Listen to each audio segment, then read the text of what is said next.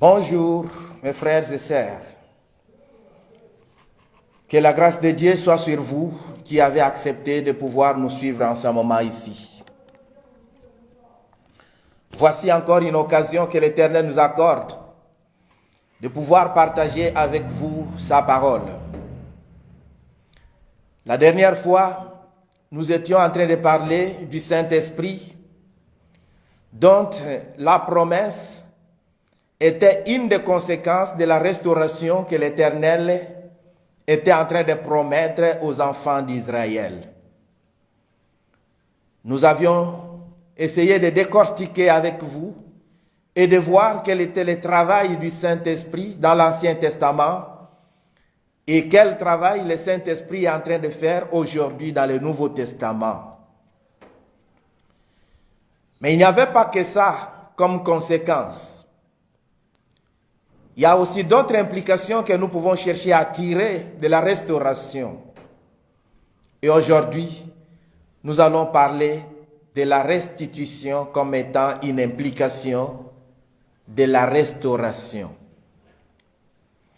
En parlant de la restauration, nous avions vu dans les promesses que l'Éternel Dieu avait faites à son peuple certains termes que nous pouvions utiliser. Mais là, il y a un terme, le terme restitution, qui est resté sous-entendu. Le terme qui a été exprimé par d'autres paroles, mais que l'on ne pouvait pas saisir si facilement. L'Éternel dira par exemple, quand nous retournons dans Joël, chapitre 1er, à son verset 9, et nous lirons aussi le verset 13. L'Éternel dit ceci: offrandes et libations disparaissent de la maison de l'Éternel. Les sacrificateurs, serviteurs de l'Éternel, sont dans le deuil. Ici, l'Éternel était en train de dire qu'une des conséquences de la crise qui était en train de frapper le peuple d'Israël, c'est même le fait qu'il n'y avait plus d'offrandes, il n'y avait plus de libation à donner dans la maison de l'Éternel. Et l'Éternel continue au verset 13 et dit: sacrificateurs, saignez-vous et pleurez, lamentez-vous, serviteurs de l'autel. Venez, passez la nuit revêtus de sacs, serviteurs de mon Dieu, car offrandes et libations ont disparu de la maison de votre Dieu. Ici, l'Éternel était en train de recommander ce que nous devrions faire, nous comme serviteurs, comme enfants de Dieu. L'Éternel dit que nous puissions pleurer, que nous puissions nous saigner, que nous puissions nous lamenter, que nous puissions aller vers lui, dormir avec des sacs en signe d'humiliation.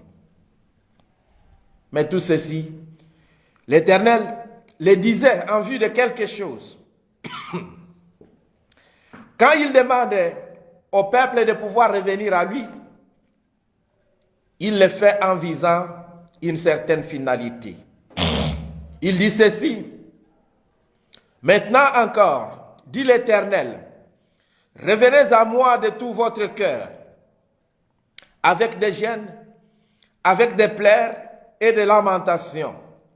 Déchirez vos cœurs et non vos vêtements. Revenez à l'Éternel, votre Dieu, car il est compatissant et miséricordieux, lent à la colère et riche en bonté. Et il se répand des mots qu'il envoie. Qui sait s'il ne reviendra pas et ne se repentira pas, et s'il ne laissera pas après lui la bénédiction des offrandes et des libations pour l'Éternel votre Dieu. Donc ici, vous êtes en train de voir que l'Éternel est en train de nous lancer une invitation, celle de pouvoir revenir à lui, celle de pouvoir pleurer, celle de pouvoir gêner, afin de pouvoir chercher à toucher le cœur de Dieu. Il nous demande de pouvoir déchirer non pas nos habits, non pas nos vêtements, mais de déchirer nos cœurs. C'est-à-dire que l'Éternel est en train de nous demander de pouvoir travailler notre cœur. Parce que vous et moi, nous savons que le cœur est la source de toute vie. Si le cœur est à l'aise, si le cœur est bien soigné, nous sommes en bonne santé et nous avons la vie. Si le cœur n'est pas bien soigné, nous sommes perdus. C'est la mort qui surgit et non la vie. Et l'homme de Dieu ici, en nous demandant de pouvoir chercher à revenir à l'Éternel, est en train de nous dire quelque chose. Qui sait si l'Éternel ne se repentira pas? C'est-à-dire que l'homme de Dieu est en train de dire, vous faites votre part. Et l'Éternel à son tour, il fera ce qu'il doit faire. Il se repentira. Et la repentance de Dieu ne reste pas sans effet. Parce que derrière lui, si l'Éternel renonce à la punition qu'il avait prévue pour nous, les bénédictions, les libations, les offrandes vont encore être trouvées. C'est-à-dire que l'Éternel est en train de nous faire comprendre quelque chose. Il a commencé d'abord par nous faire comprendre pourquoi est-ce que les offrandes et les libations ont disparu dans l'église de Dieu. Tout simplement parce que l'Éternel, ou encore que l'homme était éloigné de Dieu. L'Éternel avait accepté de pouvoir frapper. Et cette chasseresse a eu d'influence, a eu des conséquences, même dans la maison de l'Éternel. Et l'Éternel maintenant demande que nous puissions revenir à lui. Et comme conséquence, il y aura encore des offrandes. Il y aura encore des libations. C'est-à-dire que ce qui a disparu va réapparaître. Et plus loin, l'Éternel est en train de promettre.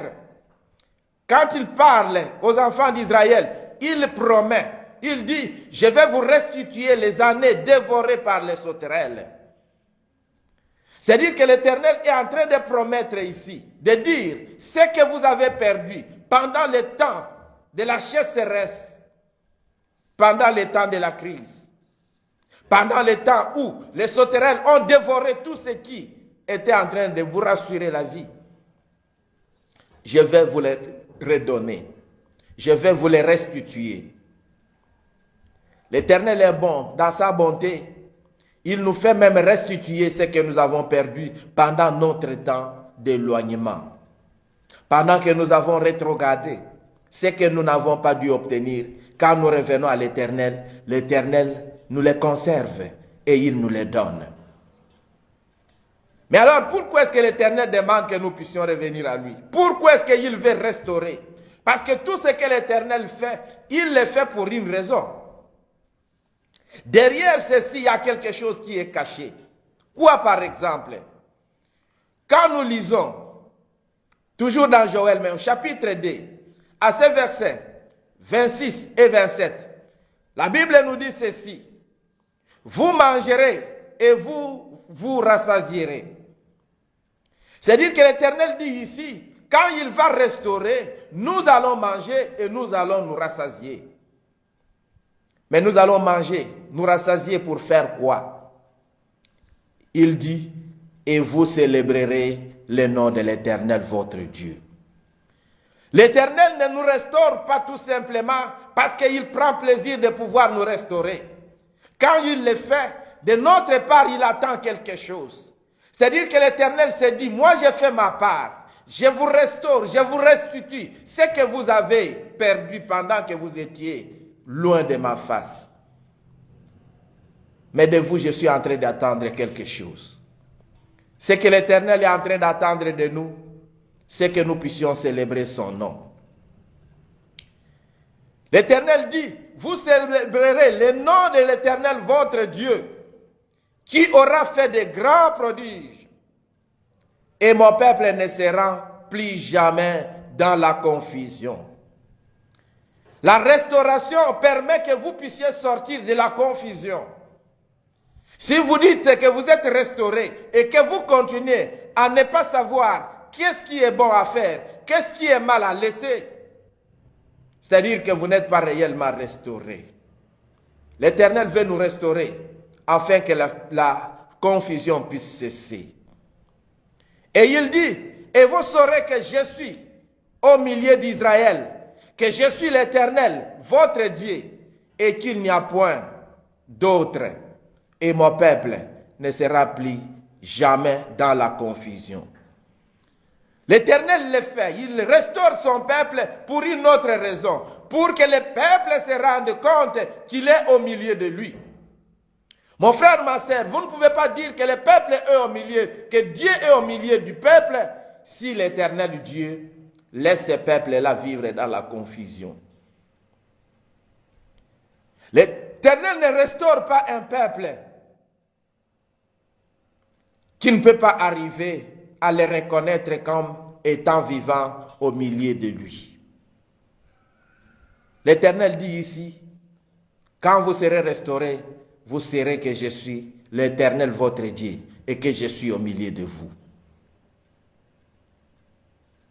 Les gens ne peuvent pas se rassembler et dire qu'ils se rassemblent au nom du Seigneur.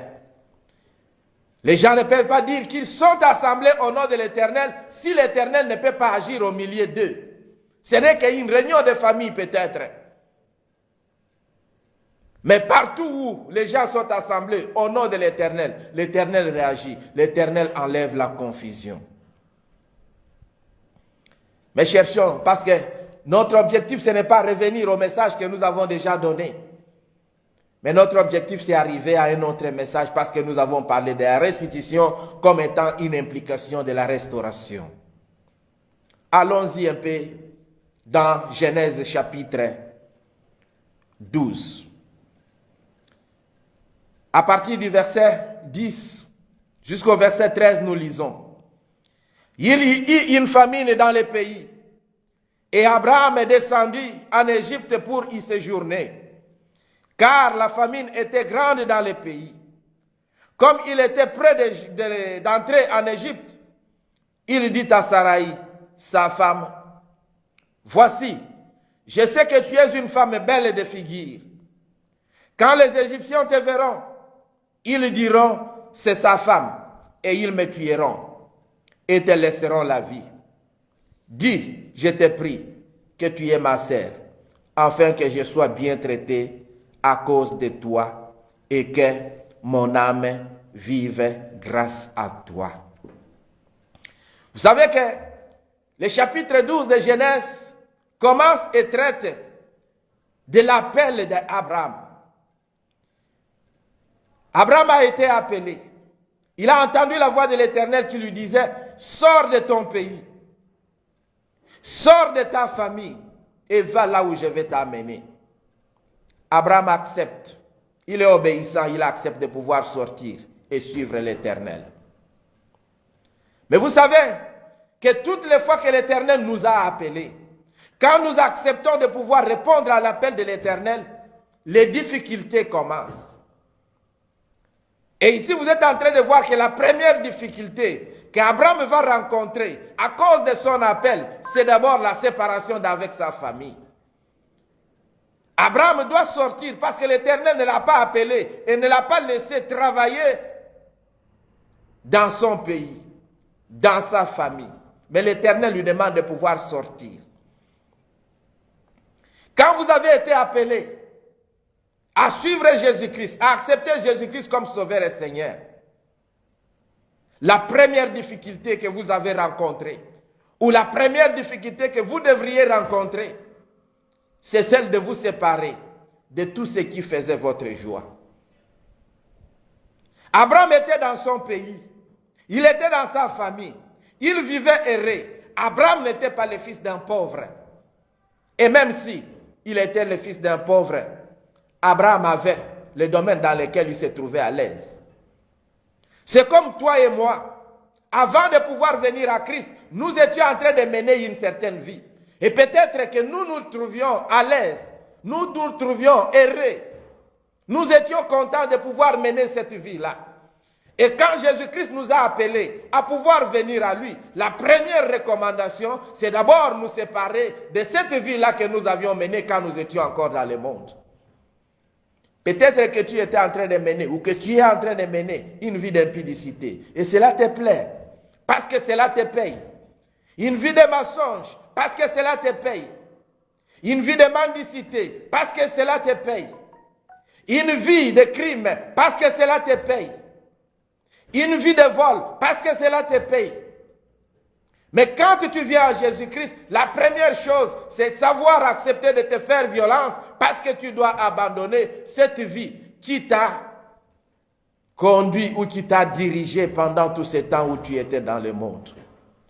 Et c'est la première difficulté qu'Abraham va rencontrer. Et j'aimerais rappeler ici aux enfants de Dieu que toutefois que nous sommes appelés, nous allons nous retrouver devant les difficultés. Obéir à la voix de l'Éternel, accepter l'appel de l'Éternel n'exclut pas les difficultés dans votre vie. Vous êtes en train de vous rendre compte qu'à peine Abraham a été appelé, à peine arrivé à destination, d'abord appelé, il devrait se faire violence parce qu'il devrait abandonner sa famille, il devrait abandonner sa maison, il devrait abandonner sa nation. Et à peine arrivé à la destination, une autre difficulté surgit. Peu de temps après, nous sommes là où nous sommes en train de parler. Une famine va frapper l'endroit où Abraham a accepté d'aller se réfugier dans sa marche avec l'Éternel. La Bible nous dit ici qu'il y eut une famine dans le pays. Et Abraham, comme tout autre homme, devrait chercher à trouver une solution. Il devrait chercher à trouver là où il devrait aller chercher de survivre. Comme toi et moi, mon frère, là où tu es, avant d'y arriver, tu as pris une décision. Parce que tu étais en train de mener une certaine vie. Personne ne se déplace pour aller ailleurs tout simplement par complaisance. Parce qu'il veut chercher à plaire à quelqu'un. Toutes les fois que nous avons décidé de pouvoir abandonner un lieu pour aller dans un autre lieu, c'est toujours avec un certain objectif. Je ne sais pas ce qui t'a poussé à pouvoir te retrouver là où tu es. Peut-être que tu es à l'étranger. Pourquoi est-ce que tu es à l'étranger? C'est parce que tu as un objectif. Abraham aussi va se décider de pouvoir chercher à sortir de là où la famine était en train de faire rage, afin de pouvoir trouver là où il peut trouver de quoi survivre. Mais, tout de suite, Abraham va rencontrer une autre difficulté. Comment est-ce qu'il va chercher à affronter cette difficulté? Toi et moi, nous allons le voir. La seconde difficulté, ou même la troisième, parce que si je parle d'abord de la séparation avec la famille, je parle de la famine, mais maintenant il y a une troisième difficulté qui va se présenter devant Abraham, une difficulté qu'Abraham doit affronter. Quelle est cette difficulté-là? Et cette difficulté-là était avec Abraham, liée à Abraham. C'était la beauté de sa femme. Abraham se trouve devant une difficulté. Il se dit, oui, bien sûr, je suis en train d'aller en Égypte, là où je vais chercher du pain pour vivre. Mais j'ai un problème. Le problème que j'ai, c'est la beauté de ma femme. Ma femme est tellement belle de figure que quand je vais me présenter, ceux qui vont l'envier vont me tuer et ils vont lui laisser la vie. Vous savez, nos ancêtres étaient en train de nous conseiller et nous disaient très souvent, quand vous voulez vous marier, n'allez pas chercher une femme qui est très belle. Parce que quand vous allez chercher une femme qui est très belle, vous allez devenir la cible de tout le monde. Parce que la femme la plus belle est cherchée par tous. Ce n'est pas que la femme la plus belle, si c'est Dieu qui vous l'a donnée, vous ne pouvez pas la marier. Mais sachez-le bien, même aux enfants de Dieu aujourd'hui, vous avez marié une femme qui est très belle, belle de figure comme était Saraï, vous allez avoir des problèmes parce que tout le monde va être attiré et tout le monde va chercher à la solliciter. Mais nous, on nous avait toujours conseillé, on nous avait toujours dit que la plus belle femme, ce n'est pas celle qui est belle de figure, mais celle qui est belle de cœur. Et je vais chercher à demander aux enfants de Dieu, Je vais exhorter les filles de Dieu à pouvoir ne pas seulement se vanter de leur beauté extérieure, mais surtout de se vanter de la beauté intérieure. C'est ça qui importe. Quand on dit, celui qui trouve une femme, trouve le bonheur, ce n'est pas la femme belle de figure, mais la femme belle de cœur.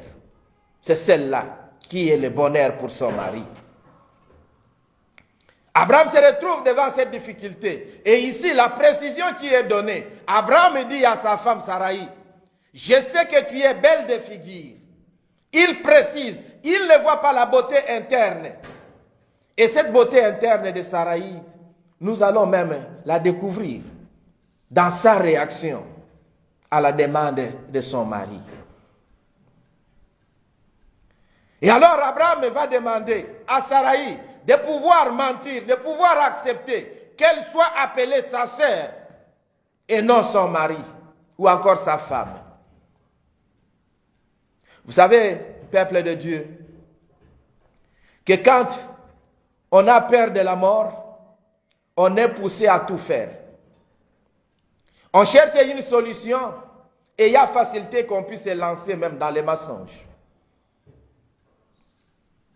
Abraham ici va demander à Sarai de pouvoir accepter qu'elle était sa sœur et non sa femme. Parce que tout simplement Abraham a peur de la mort. Lui-même l'a dit. Il dit ceci, quand les Égyptiens te verront, ils diront c'est sa femme, ils me tueront et ils te laisseront la vie.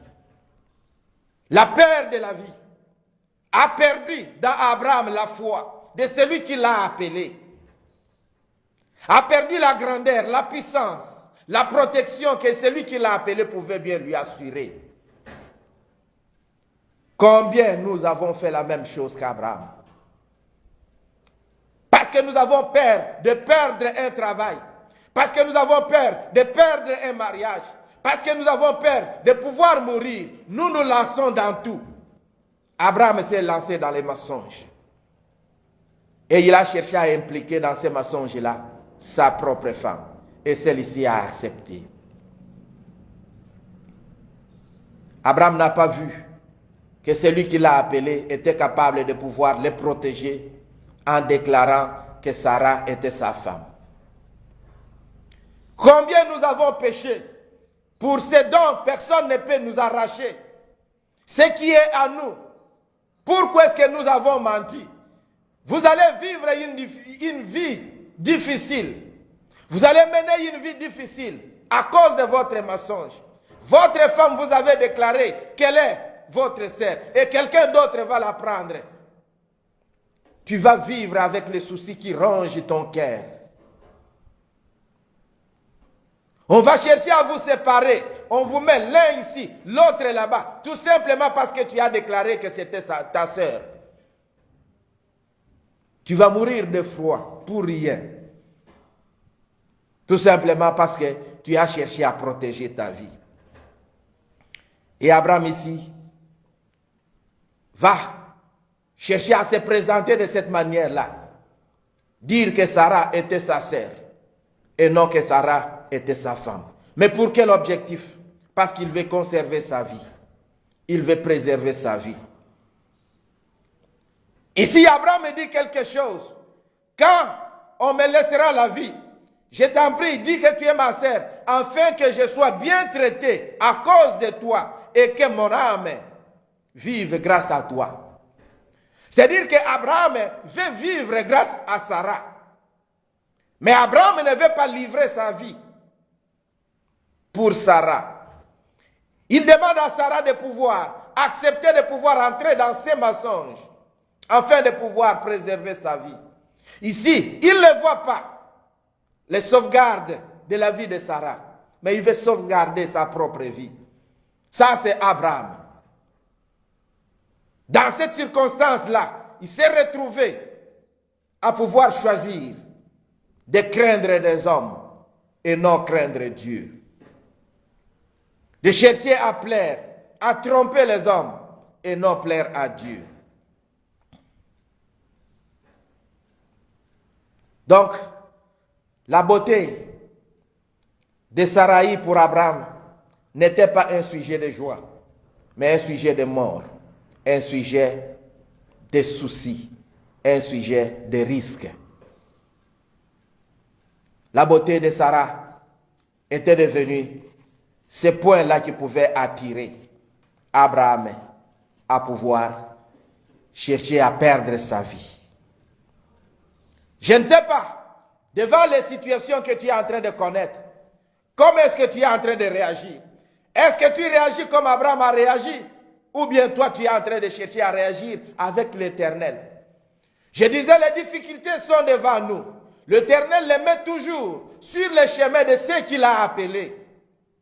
Et l'Éternel prend toujours soin de pouvoir les garder, les protéger.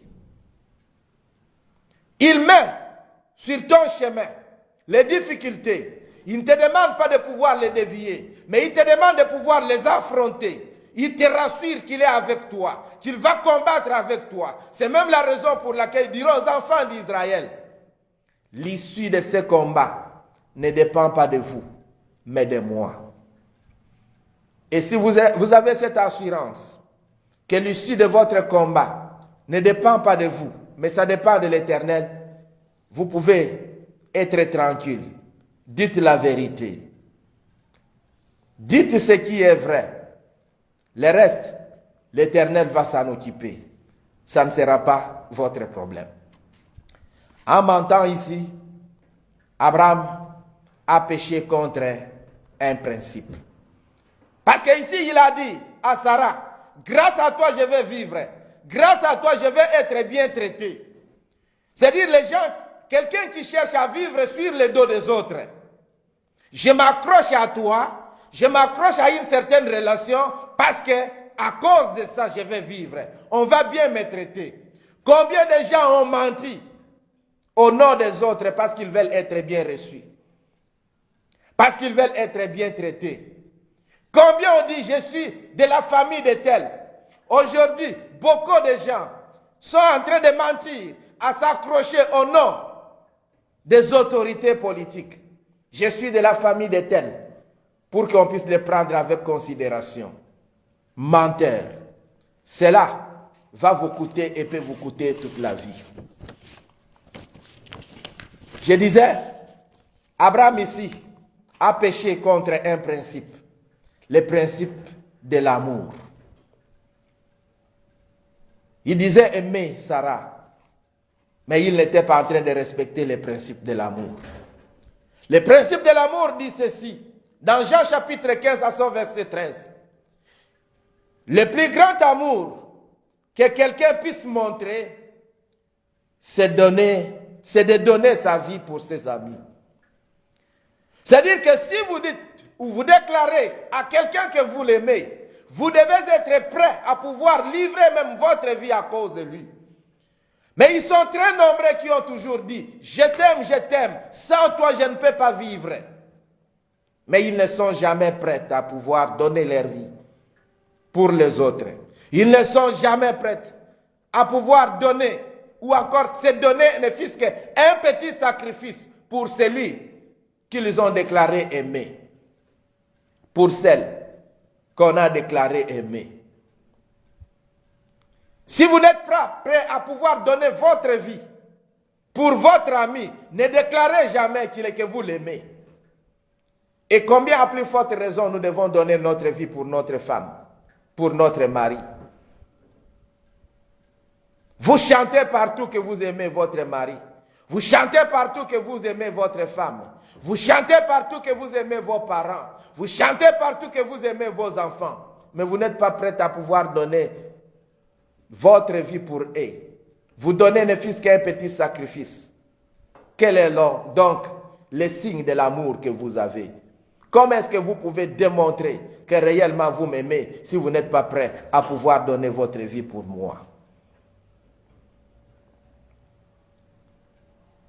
La peur de la mort produit la peur des hommes et non la peur de Dieu. Produit les mensonges et non la vérité. Ce qu'Abraham a prophétisé pour lui va se réaliser. Parce qu'il a dit, ils vont me prendre, ils vont bien me traiter. Quand toi tu vas déclarer que tu es ma sœur, si tu dis que tu es ma femme, ils vont me tuer. Abraham va être bien traité. Et ceux qui ont vu Sarah, comme elle était belle de figure, ils vont faire des loges auprès du roi Pharaon, qui va demander qu'on puisse l'amener Sarai. La Bible dit, des officiers du Pharaon la virent et firent son éloge à leur maître. On amena la femme au palais du roi. À cause d'elle, le Pharaon se montra bienveillant pour Abraham. Il lui donna des moutons, des chèvres et des bœufs, des serviteurs et des servantes, des ânes, des ânesses et des chameaux. Voyez ici, peuple de Dieu, ce qu'Abraham a dit va se réaliser. Les serviteurs de Pharaon vont faire des loges auprès de Pharaon. Des loges de qui? Des loges de Sarai.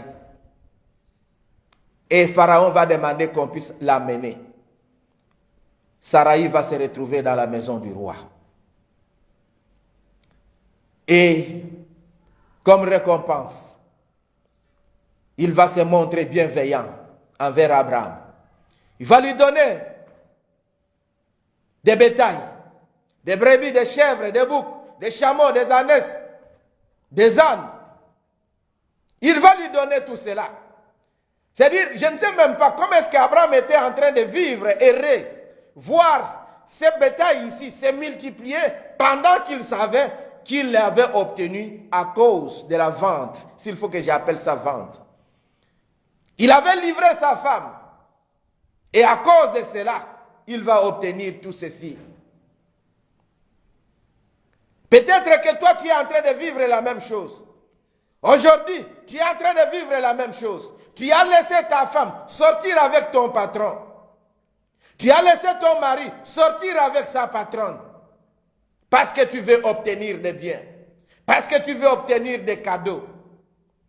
Le patron est en train de te dorloter. Il est en train de te combler de biens. Tout simplement parce que tu lui as donné l'occasion, la possibilité de pouvoir sortir avec ta femme, de pouvoir sortir avec ton mari. Quel désastre, quel crime. Et vous êtes content de pouvoir le dire. Abraham va obtenir tout ce qu'il a obtenu. Il va obtenir tout ce qu'il avait espéré, même la bienveillance du roi. Mais est-ce que l'Éternel était content de tout cela? Est-ce que l'Éternel était content de voir Abraham vivre dans cette situation-là? Parce que vous et moi, vous savez qu'avant d'appeler Abraham, l'Éternel avait un plan à réaliser avec Abraham. Il avait un plan. Et ce plan-là devrait passer par l'intermédiaire même de Sarah. Mais parce qu'Abraham a agi, non pas selon la volonté de Dieu, mais selon sa propre chair, l'Éternel va intervenir. Et ici, j'aimerais dire quelque chose. Ceux qui sont réellement appelés sont sacrés. N'allez pas faire n'importe quoi. Même s'ils sont en erreur, vous ne profitez pas de leur erreur. Même s'ils sont faibles, ne profitez pas de leur faiblesse pour faire n'importe quoi. Parce que vous allez susciter la colère de l'Éternel contre vous. Parce que la Bible nous dit, à partir du verset 17 de Genèse, chapitre 12, jusqu'au verset 19, la Bible déclare ceci. Mais le Seigneur frappa le Pharaon et sa famille de grands malheurs à cause de Sarai, la femme d'Abraham. Le Pharaon convoqua Abraham et lui demanda, pourquoi m'as-tu fait cela? Pourquoi ne m'as-tu pas averti que c'était ta femme? Pourquoi as-tu dit que c'était ta sœur? Si bien que je l'ai prise pour femme. Maintenant, voilà ta femme, prends-la et va-t'en. J'étais en train de dire que les lois de l'Éternel sont sacrés. Dieu les a mis à part pour un service. Et Dieu veut réaliser ce service-là avec eux. Ne profitez pas de leur état de faiblesse pour les faire tomber encore beaucoup plus. Ou encore pour les amener à vivre n'importe quelle vie. Parce que l'Éternel va toujours intervenir. L'Éternel va frapper. C'est la même chose que l'Éternel a fait ici. Il va frapper la maison de Pharaon. Il va frapper toute la famille de Pharaon. De grands malheurs. À cause de la présence de Sarah. J'aimerais rappeler aux enfants de Dieu en ce moment ici. Peut-être que ta famille, peut-être que tes affaires, peut-être que tes projets sont aussi frappés. Parce qu'il y a la présence d'une certaine Saraï dans ta maison, à tes côtés. Pharaon ici est frappé à cause de la présence de Saraï parmi ses femmes. C'est vrai, avoir la chose ici, c'est Abraham qui est fautif. Mais l'Éternel y a agi. Il protège les siens. Tous ceux qui sont de l'Éternel les protège. Il les garde. Saraï ne devrait pas devenir la femme de Pharaon. Mais comme Pharaon l'a prise, malgré qu'il l'a fait, parce qu'Abraham a déclaré que c'était sa sœur. Mais l'Éternel avait une ligne de conduite. Il avait quelque chose à garder. Il devrait garder la pureté parce que vous savez que le projet de l'Éternel, c'est arriver à pouvoir nous donner un sauveur. Et ce sauveur-là devrait venir de la descendance de Sarah. Et alors l'Éternel devrait conserver cette descendance-là. Il devrait la conserver pire. Et alors Sarah ne devrait pas se retrouver comme femme d'un Égyptien. L'Éternel va frapper de grands malheurs. Mais là, dans la miséricorde de l'Éternel, il va parler à Pharaon. Et Pharaon va se rendre compte que le malheur qui était en train de frapper sa famille avait pour cause la présence de Sarah. Tu es en train de vivre une situation dramatique. Tu es en train de vivre une situation difficile. Tu es en train de vivre les malheurs d'une manière ou d'une autre. As-tu déjà cherché la cause? As-tu déjà trouvé Sarah qui se trouve dans ta maison, qui t'apporte le malheur? Ici, le malheur a pour origine, a pour source une des femmes de Pharaon. Mais quelle est l'origine de ton malheur? Quelle est l'origine de ton problème? Quelle est l'origine de ta situation? Et alors Pharaon va convoquer Abraham. Comme pour lui dire, mais qu'est-ce que tu m'as combiné? Qu'est-ce que tu m'as fait? Pourquoi est-ce que tu m'as menti? Mon frère, ma sœur, pendant que tu as découvert la vérité, parce que peut-être celui qui est venu vers toi t'a déclaré qu'il était célibataire. Celle que tu as rencontrée t'a déclaré qu'elle était célibataire, qu'elle n'avait pas de mari. Parce que quelquefois, ce que nous faisons, c'est quoi? Parce que nous avons envie de rencontrer quelqu'un. Parce que nous avons envie de gagner la confiance, l'amour de l'autre. La bague, nous la mettons dans la poche ou dans le sac. Mais maintenant que vous avez découvert que c'est la femme d'autrui, que c'est le mari d'autrui, que c'est l'enfant d'autrui, qu'est-ce que vous avez à faire? Pharaon a compris quelque chose. Je dois sortir du malheur.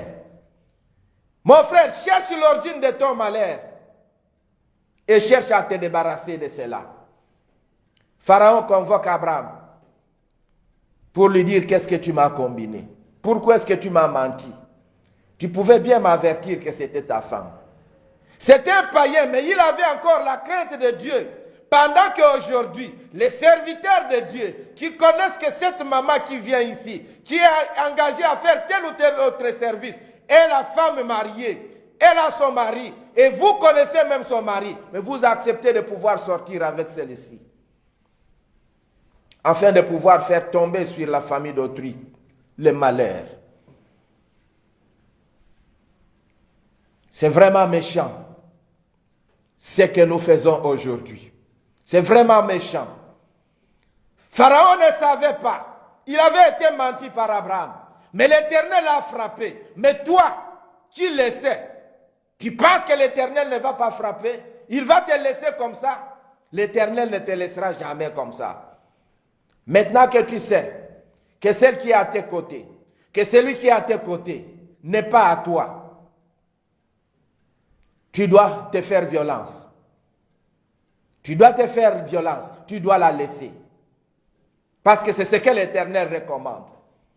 Pharaon, après avoir compris que la clé de sa bénédiction était la séparation avec Sarah, il va se séparer et il va rendre la femme à Abraham. Abraham alors est chassé. Mais une chose est vraie, que Pharaon n'a pas réclamé à Abraham le bien qu'il lui avait donné, le serviteur et les servantes qu'il lui avait donné. Comme vous aujourd'hui, vous avez vécu avec quelqu'un, parce que la relation n'a pas abouti, vous commencez à citer tout ce que vous avez payé quand vous étiez en relation. Je t'avais acheté telle chose, je t'avais fait cadeau de celle-ci ou de cela. Remets-le-moi parce que la relation n'a pas abouti. Mon frère, ma sœur, apprenez à vous en foutre de ce que vous avez donné. Vous avez donné, c'est passé, c'est passé. Vous avez partagé les sentiments ensemble. Vous avez passé de bons moments ensemble. Mettez ça dans ce compte-là. N'allez pas demander, n'allez pas déclarer. C'est honteux de continuer à déclarer ce que l'autre vous a donné. Ou ce que vous avez donné à l'autre pendant que vous étiez en relation. Sabotez cela. Laissez passer. Ça ne change absolument rien. Reprenez votre vie avec le Seigneur. Le Seigneur vous comblera de ce que vous avez dépensé quand vous étiez dans cette relation-là. Abraham est chassé. Pharaon le chasse. Il demande à ses serviteurs de pouvoir l'accompagner à la frontière. On l'accompagne à la frontière, il sort du territoire. Mais n'a pas demandé qu'il puisse restituer tout ce qu'il a gagné à cause de Sarah. Et il a donné même d'autres choses. Il dit à Sarah, à cause de toi, ceci, je les mets dans le compte de ce que tu as fait pendant que tu étais avec moi. Mais comme cela n'était pas suffisant, Abraham va faire autre chose. Et vous allez vous rendre compte d'une chose ici, que pendant tout ce temps où Abraham était en train de combiner ces désastres, l'Éternel ne lui parlait plus. L'Éternel a préféré parler à Pharaon que de parler à Abraham. Je ne sais pas pourquoi et depuis combien de temps l'Éternel ne te parle plus. Pourquoi est-ce que l'Éternel ne te parle plus? Mon frère, ma sœur, il est temps que tu puisses chercher à connaître pourquoi est-ce que l'Éternel ne te parle plus. Et cherche à te débarrasser de ce qui empêche l'Éternel à pouvoir te parler. Peut-être parce que tu as envoyé Sarai dans la maison d'autrui. Tu lui as donné l'autorisation d'aller. Tu as permis à ta femme d'aller se prostituer et te ramener l'argent. Et pendant ce temps ici, l'Éternel ne peut plus te parler. Tu as permis à ton mari d'aller faire n'importe quoi afin de pouvoir te ramener l'argent. Pendant ce temps ici, l'Éternel ne peut plus te parler. Toi, cherche à connaître cela. Reviens donc à l'Éternel et l'Éternel te parlera. À peine il a été chassé, Abraham va connaître une autre difficulté. Parce qu'il devrait se séparer. Cette fois ici de Lot, son neveu. Ils avaient tellement de richesses qu'ils ne pouvaient pas cohabiter. Les bergers de Lot ne pouvaient pas cohabiter avec les bergers d'Abraham. L'Éternel va permettre que ceux-ci puissent se séparer. Et vous allez vous rendre compte qu'à peine ils se sont séparés, l'Éternel apparaît à Abraham et il parle. Dès que tu dois te séparer, quel est ton lot Quel est ce Lot qui est à tes côtés, qui est en train d'empêcher que l'Éternel puisse te parler? Tu as besoin que l'Éternel te parle. Cherche d'abord Lot qui est en train de vivre à tes côtés. Cherche Lot qui est en train de vivre à tes côtés. Quand tu vas te séparer de ce Lot-là, l'Éternel va te parler. Ici, Lot, c'est le neveu d'Abraham. Ce n'est pas qu'ils ont eu des pépins. Ce n'est pas qu'ils ont eu des querelles entre eux. Mais les bergers se sont querellés. Mais ils ont dit, nous n'allons pas chercher à nous séparer, à diviser notre famille. De préférence nous séparer. Continuer à garder nos relations. Il y a quelqu'un avec qui tu dois te séparer. Tout en gardant la relation, mais tu vas permettre à l'Éternel de pouvoir revenir te parler. Il faut d'abord le connaître. Sépare-toi de lui et l'Éternel reviendra te parler. Je disais comme cela ne suffisait pas, qu'Abraham a menti une première fois et il a subi tout ce qu'il a subi. L'humiliation d'être chassé, cela ne lui a pas donné une leçon. Mais Abraham va chercher à retomber dans les mêmes erreurs. Chez nous, on a toujours dit qu'un sage du village, un sage, ne peut pas se laver dans la même source 2 fois au même moment. C'est-à-dire un sage qui descend à la source parce qu'il s'est senti sale, il a senti la chaleur, il va se laver. Il sort de l'eau, il s'habille, il arrive en cours de route, il va encore se dire non, je ne me suis pas bien lavé, il retourne. S'il y a quelqu'un qui fait cela, il n'est pas sage. Les sages ne se lavent pas 2 fois dans la même rivière. Ils se lavent une seule fois. Comme pour dire, vous ne pouvez pas tomber dans la même erreur 2 fois. Vous avez commis gaffe, vous avez eu des conséquences. Tirez-en la leçon. Sortez une fois pour toutes. Ne retombez pas dans la même erreur. Mais beaucoup d'enfants de Dieu aujourd'hui, c'est ça qu'ils font. C'est devenu une coutume. On fait l'erreur, on sort, on retombe, on sort parce que nous avons un Dieu de miséricorde. Menteur. Ce n'est pas à cause de la miséricorde de Dieu que nous allons continuer à tomber pour nous relever. Abraham, qu'est-ce qu'il va faire? Nous sommes au chapitre 20, à partir du verset 10. La Bible dit, Abraham partit de là pour la contrée du Midi. Il s'établit entre Kadès et Shur et fit un séjour à Guérar. Abraham disait de Sarah, sa femme, c'est ma sœur. Abimelech, le roi de Guérar, fit enlever Sarah. Voilà encore une autre erreur. La même erreur qui était commise là-bas. Là où on lui a pris la femme. Là où on a privé les sentiments de sa femme pendant des années. Il va encore commettre la même erreur. Il se retrouve à Guérar. Et il va déclarer la même chose. C'est comme quelqu'un qui se dit, quand j'ai menti en Égypte, on m'a fait des cadeaux.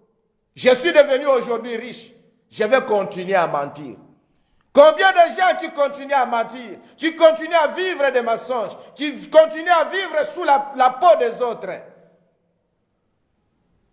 Ils vont de mensonge en mensonge. Abraham va dire la même chose. Et comme la première fois, parce qu'on a toujours dit, les mêmes causes produisent les mêmes effets. Il a menti, on l'a pris la femme. Il va encore mentir. Ce n'est pas que cette fois ici on va le préserver. On va encore lui prendre la femme. Sarah est enlevée. Mais comme j'étais en train de dire pour la première fois, que l'Éternel avait un plan avec Abraham. Et il avait une race à préserver. Il avait une ligne à garder. La descendance de Sarah. Cette fois ici, l'Éternel va encore frapper. La Bible nous dit ceci. Alors, Dieu apparut en songe à Abimelech pendant la nuit et lui dit, voici, tu vas mourir à cause de la femme que tu as enlevée, car elle a un mari. Abimelech, qui ne s'était point approché d'elle, répondit, Seigneur, feras-tu périr même une nation juste? Ne m'a-t-il pas dit, c'est ma sœur? Et elle-même, n'a-t-elle pas dit, c'est mon frère? j'ai agi avec un cœur pur et avec des mains innocentes. Dieu lui dit en songe, je sais que tu as agi avec un cœur pur. Aussi, t'ai-je empêché de pécher contre moi.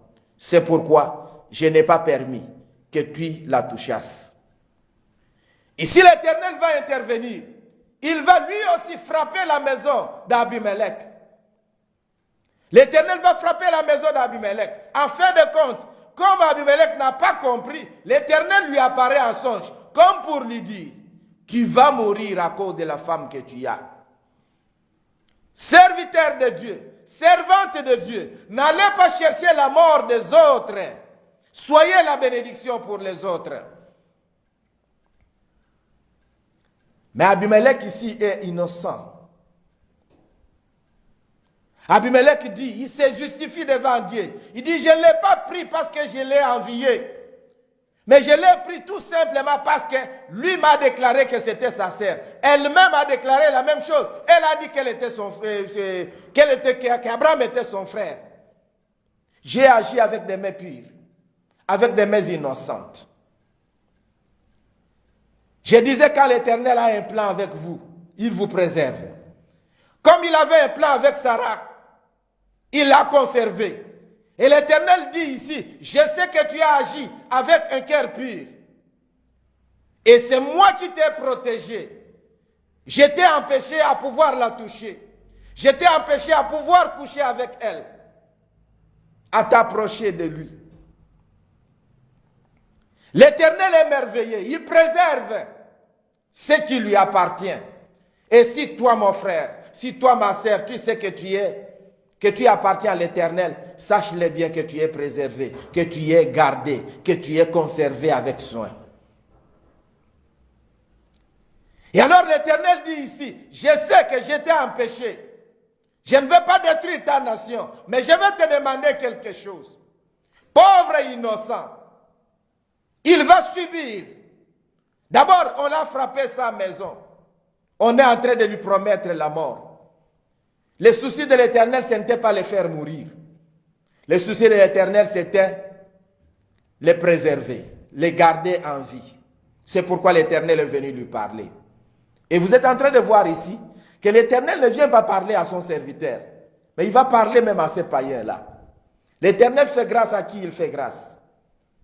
Il préserve qui il préserve. L'Éternel nous garde, il nous protège. Quand il vous a choisi, il commence aussi la protection avec vous. C'est l'Éternel qui a empêché Abimelech à pouvoir pécher contre lui. Mais maintenant l'Éternel dit quelque chose. Maintenant, rends la femme de cet homme, car il est prophète, il priera pour toi et tu vivras. Mais si tu ne la rends pas, sache que tu mourras, toi et tout ce qui t'appartient. L'Éternel ouvre la porte de la grâce maintenant à Abimelech, comme pour dire, j'ai compris, j'ai saisi, j'ai entendu ta justification, mais je te fais la grâce, tu peux encore vivre, à condition que tu puisses libérer la femme d'Abraham, parce qu'Abraham est prophète. Il va prier pour toi. C'est-à-dire que l'Éternel dit ici à Abimelech, tu dois faire la restitution. Tu as pris à Abraham sa femme. Tu vas la restituer. Et quand tu vas restituer la femme, quand Abraham sera content, il va prier pour toi. Et de cette manière-là, tu peux encore vivre. Mais si tu ne libères pas, tu ne vas pas vivre. Mon frère, ma sœur, j'aimerais te dire cet après-midi que tu as un devoir, que tu as une violence à te faire, celle de pouvoir libérer ce que vous détenez de façon non légitime. Ce que vous détenez qui n'est pas à vous. Parce que quand vous êtes en train de vous réjouir de ce que vous avez pris d'autrui, de l'autre côté, on est en train de pleurer. Et Dieu écoute si facilement les cris qui sont en train de monter là-bas, les larmes qui sont en train de couler là-bas. il ne verra pas ta jouissance à toi. Et l'Éternel dit, si tu ne rends pas cela, tu vas mourir. Beaucoup de gens meurent dans ce monde ici. Très souvent, nous ne connaissons pas la cause. On parle de crises cardiaques, on parle de maladies, on parle, mais dans toutes ces causes qui causent la mort, il y a la désobéissance. Le fait de détenir ce qui n'est pas pour vous peut vous amener à la mort. L'Éternel peut décider de vous amener à la mort. Ici, la restitution, quand vous faites la restitution auprès de celui qui a subi les conséquences de votre acte. Restituez ce qui n'est pas à vous. Vous vivrez. Que celui à qui vous avez arraché prie pour vous. Mon frère, ma soeur, tant que le mari de l'autre, qui est en train de pleurer parce que vous avez pris sa femme, tant que la femme de l'autre, qui est en train de pleurer parce que vous avez pris son mari, tant que les parents des enfants que vous avez pris, tant que les parents d'autrui, ou encore les enfants des parents que vous avez pris, sont en train de crier, en train de pleurer, vous ne serez pas bénis. C'est la mort que vous êtes en train d'inviter. Il n'y a que leur prière qui peut libérer votre vie. Ici, Abraham devrait prier pour Abimelech, afin que Abimelech puisse vivre. Et c'est ce qu'Abimelech a accepté de pouvoir faire. Avant de le faire, il va convoquer Abraham, comme il avait été convoqué par Pharaon. Et la Bible dit, et Abimelech dit à Abraham, quelle intention avais-tu pour agir de la sorte? Abraham répondit, je me disais qu'il n'y avait sans doute aucune crainte de Dieu dans ce pays et que l'on me tuerait à cause de ma femme. De plus, il est vrai qu'elle est ma sœur, fille de mon père, seulement qu'elle n'est pas fille de ma mère. Elle est devenue ma femme. Abraham va chercher à justifier parce qu'Abimelech lui dit, mais mon frère, mon ami, qu'est-ce que tu m'as combiné? Pourquoi est-ce que tu m'as menti? Prends le courage de demander à celui qui vous a menti, à la femme qui vous a menti, à l'homme qui vous a menti. Pose-lui la question de savoir pourquoi est-ce qu'il t'a menti, pourquoi est-ce qu'il a caché la bague, pourquoi est-ce qu'il a caché sa vraie identité. Pourquoi elle a dit qu'elle n'avait pas d'enfant, il a dit qu'il n'avait pas d'enfant, et pourtant il en avait. Pourquoi est-ce qu'il a caché? Abraham justifie. Je pensais qu'il n'y avait pas de crainte de Dieu dans ce pays.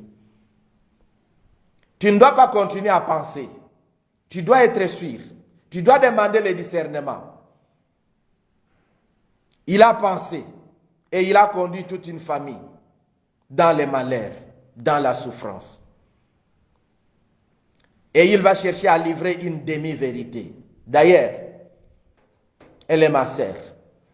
Elle est la fille de mon père, mais pas la fille de ma mère.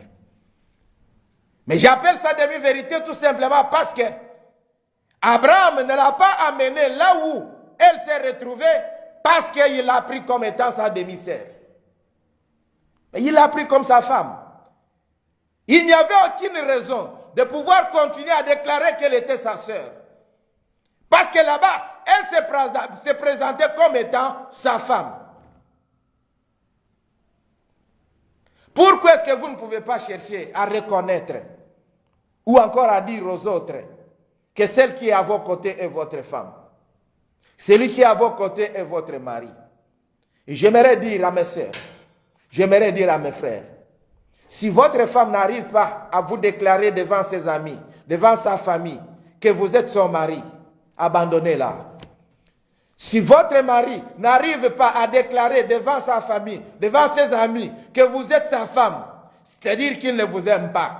Il n'y a pas d'amour dans cette famille-là. Et abandonnez. Ce n'est pas que je suis en train de chercher à vous pousser à aller divorcer. Mais je suis en train de vous amener à comprendre qu'il n'y a pas d'amour sans sacrifice. Les Français disent, qui aime la rose oublie qu'elle a des épines. Même si votre femme n'est pas si belle, et du fait que vous l'avez aimée, même si votre mari n'est pas celui que vous avez toujours désiré, mais du fait que vous avez accepté de pouvoir être son mari, acceptez de le présenter tel qu'il est, acceptez de la présenter telle qu'elle est. Sinon, vous allez manifester là que vous n'avez pas d'amour pour elle ou encore pour lui. Et la Bible nous dit, Abraham pria Dieu et Dieu guérit Abimelech, sa femme et ses servantes, et elles purent enfanter. Car l'Éternel avait frappé de stérilité toute la maison d'Abimelech à cause de Sarah, femme d'Abraham. Vous êtes en train de voir ici ce que l'Éternel est en train de demander. L'Éternel a demandé que la restitution se fasse afin que la restauration soit complète. Que Abraham prie. Et Abraham a prié. Après la prière d'Abraham, Dieu a guéri Abimelech, Dieu a guéri sa femme, Dieu a guéri ses servantes. Parce que l'Éternel les avait frappés de la stérilité. La stérilité qui était de Sarah est tombée sur toutes ces femmes de la maison du roi. Après la prière, Dieu va les libérer. Il y a quelqu'un qui doit prier pour vous.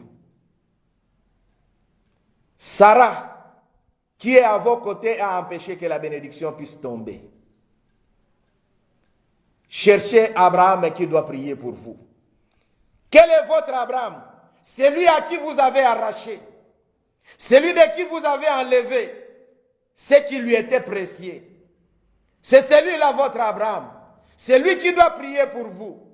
N'allez pas passer par de courts chemins. N'allez pas prendre des raccourcis. Allez voir les serviteurs de Dieu. Voyez d'abord Abraham. Voyez celui que vous avez blessé. C'est lui qui doit prier pour vous. Sa prière sera efficace. L'Éternel va écouter. Quand il va vous bénir, vous serez réellement bénis. Peuple de Dieu, la restitution, une implication de la restauration. La restauration est complète quand vous acceptez que tout en étant restauré, que vous puissiez restituer ce que vous avez arraché. Tout simplement parce qu'il y a une chose que vous devez connaître. Votre joie, pour qu'elle puisse apporter la bénédiction, doit coïncider avec la joie de celui de qui vient votre joie. Si vous avez arraché, que de l'autre côté on est en train de pleurer, le pleurs là-bas vont monter droit vers l'Éternel. L'Éternel, quand il écoutera, il frappera votre maison. Vous avez tout intérêt à pouvoir restaurer, en fait restituer, pour rendre complète votre restitution. Cherchez votre Saraï, cherchez votre Lot, cherchez votre Sarah, cherchez votre Abraham. Que chacune de toutes ces personnes que nous avons citées joue son rôle. Séparez-vous de Saraïd, séparez-vous de Lot, séparez-vous de Lot. Recevez la prière d'Abraham, vous serez bénis. Que l'Éternel, mon Dieu, vous bénisse. À la prochaine.